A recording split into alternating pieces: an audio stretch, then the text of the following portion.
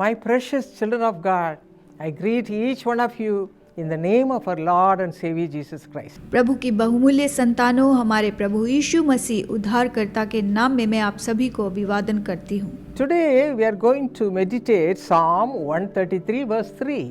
आज हम मनन करेंगे भजन संहिता 133 वचन 3 के ऊपर। It's a beautiful verse and it says, "For there the Lord commanded the blessing, life forevermore." ये बहुत सुंदर वचन है। ये कहता है, यहोवा ने वही सदा के जीवन की आशीष ठहराई है। How we can receive God's anointing and God's blessings? हम परमेश्वर का अभिषेक और आशीष कैसे प्राप्त कर सकते हैं? Psalm 34 verse 10 says, "Those who seek the Lord shall not lack any good thing." भजन 34:10 ये कहता है, यहोवा के खोजियों को किसी भली वस्तु की घटी न होगी। इस तरह कहता है। Yes, my friends, you are going to receive all God's abundant blessings today. हाँ दोस्तों, आज आप परमेश्वर की बहुतायत की आशीषों को प्राप्त करेंगे। How you can receive that? इसे कैसे प्राप्त कर पाएंगे?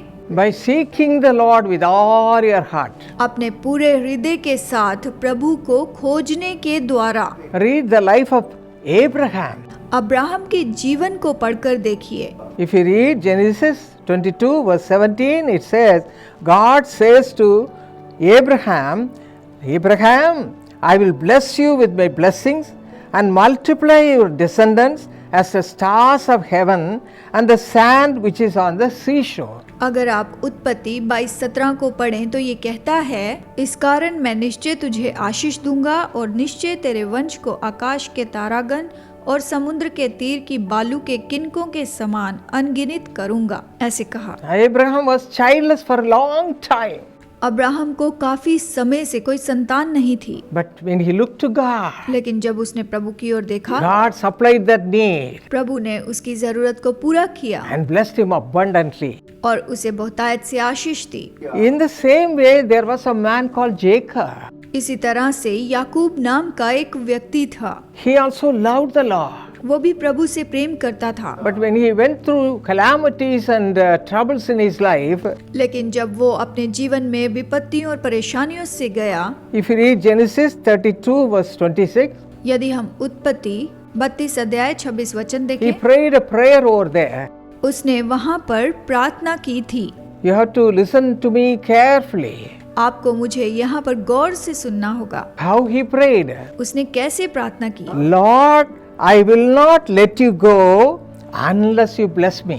जब तक तू मुझे आशीर्वाद न दे, तब तक मैं तुझे जाने ना दूंगा। He was clinging on to God tightly.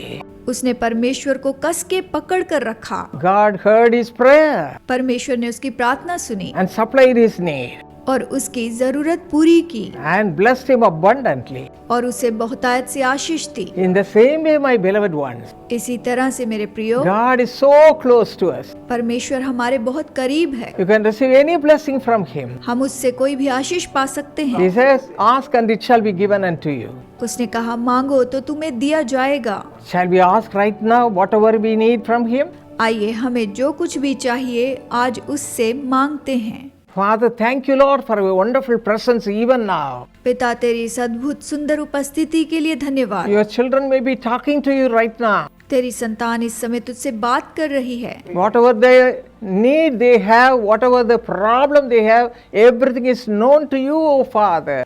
इनकी जो भी जरूरतें हैं, जो भी इनकी समस्याएं हैं, तू सब कुछ जानता है पिता। Bless them, Lord. इन्हें आशीष दे प्रभु। Hear their cry. इनकी पुकार सुन। Right now. इसी Let समय your blessings come upon your children. तेरी आशीष तेरी संतानों पर आ जाए। Let them be blessed like Abraham and Jacob. इन्हें अब्राहम और याकूब के जैसे आशीष दे। Thank you, Lord, for hearing this simple prayer. ये सरल प्रार्थना सुनने के लिए तेरा धन्यवाद प्रभु। In Jesus' name we pray. यीशु के नाम में मांगते हैं। Amen. आमीन।